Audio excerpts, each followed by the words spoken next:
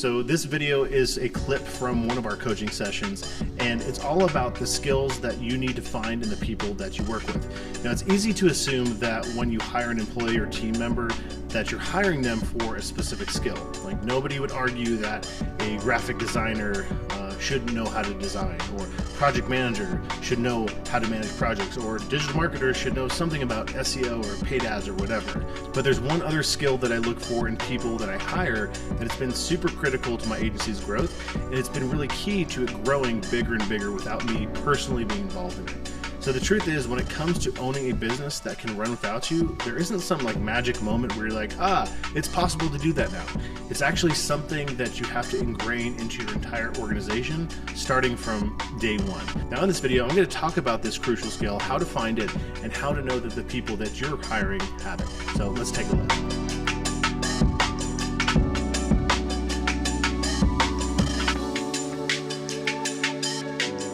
What's really cool about having somebody that is in that mindset of growth and wanting to build is that as you grow, you can rely on them to create new systems and processes to support the things that you're doing. Like, perfect example with Marketing Hub, that came about because we looked at the financials and said, hey, websites need to make more money. We need to get more, sell them for more, and they need to take less time to build. And then we went to Jill and we went to Lily and we said, guys, we all can see these numbers. Here's what it's looking like. Here's what we're thinking. And because of the culture that has developed in the agency, one in which it's not just about helping the client, it's also about building the stuff of the business, that was second nature to them. It's like they've done that in so many other that was a big project, but they've done it in lots of tiny ways before that. Like, we need a new form for credit card authorization for our clients or something like that. And so are they looking at me to go and create that? Or are they just like, hey, here's the new form. And I'll be like, yeah, change this. This is good. Let's move on with it. The culture that we've developed is one in which we attract and want people to actually contribute in a way that's not just about only serving the client. That's really important, obviously. But we want them to contribute in a way that we're actually building these things. And one other quick story, I think it will illustrate it really well. Brittany on our team, she came from the hospitality industry, like Marriott or Hyatt or Hilton or something like that, working in those organizations. And I remember I was sitting with her at one point talking about something that was broken, some process that we hadn't really thought of that scenario with respect to delivering review and reputation management, because that's historically where she spent a lot of time. And she's like, well, what should we do about that? And I'm like, well, I need you to decide what to do about that and make that up. And and we can talk about it, but I need you to figure out how we're going to handle that scenario, not just for this one client, but so that way it either doesn't happen again or we know how to do this.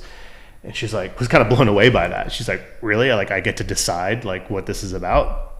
And I'm like, yeah, who do you think decides this stuff? It's no, it's all of us. It's not just me. I don't have the same vantage point as you do. And she's like, wow, that's crazy. Cause she's coming from the hospitality background, we were very specifically instructed not to do anything different than the way it was told to be done. There was no room for creativity. There was no room for new ideas. New ideas did not come from within. They came from the top down.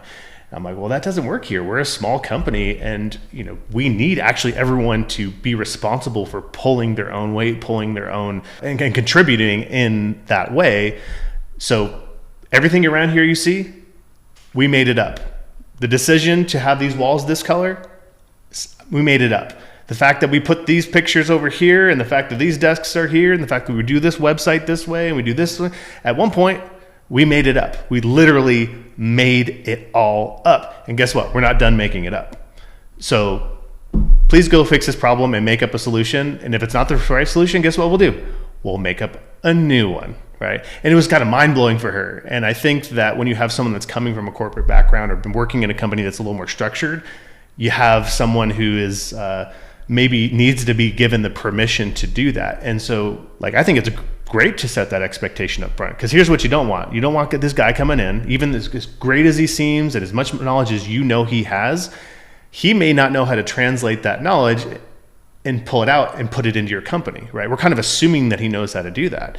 we may need to coach him. If he comes in, you may need to coach him on how to take this beautiful sales knowledge that he doesn't realize he has, this beautiful experience around everything he's done, and actually allow him the permission to bring it back into the company. Not just allow him, but expect that that's going to happen. If he's unwilling to do that, then it's not a good fit, because the reality is we need everyone, in our agencies, even if it's 10 people, 20, 50 people, that's still small enough of a company where we need everyone to contribute in a way that's looking to fill, okay, what hole is open, and we need to pull back into that, if that makes sense.